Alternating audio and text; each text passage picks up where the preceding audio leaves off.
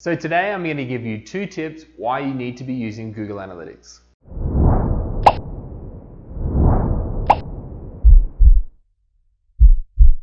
Alright, so tip number 1. So the reason you need to be using Google Analytics is because you need to have some idea of what's actually happening behind the scenes of your website. And also it gives you data on actually what's happening on the front end that you really can't see.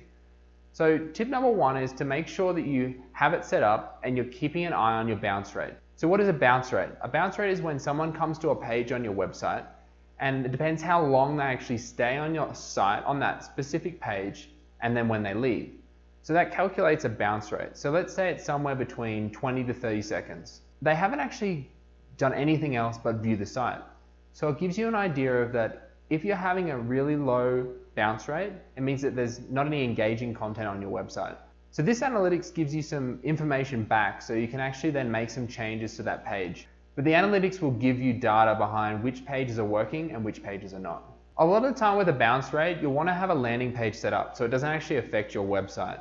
So a landing page is a page where a customer can go to and actually find out your offer really in just in one site, in one page. So on that page, you want to be able to check if the bounce rate is a little bit longer because you want that customer to actually be spending some time reading through and finding out what the offer is. So tip number 2, I want to talk about the exit rate. So what does this actually mean? It means a customer is coming to your site and they might be starting on the home page.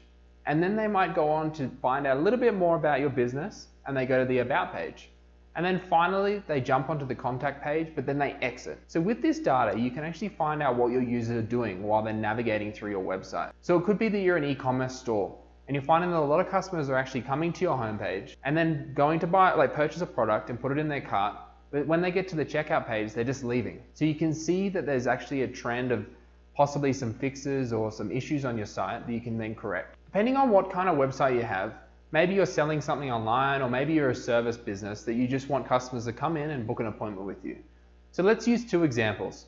You might be a mortgage broker and you might be an e-commerce store selling hats. So if you're using an analytics behind this and you actually check the exit rate. So on the first example, it might be customers coming to your homepage and then going to About Us and then going to book an appointment on your booking appointment page. And then they exit. Now, if you're an e-commerce store and you're selling hats, it might be the customers coming directly to a website and you've got all your hats on the first page, but then they're clicking on the hat that they like and they're adding it to their bucket and then they're leaving the website.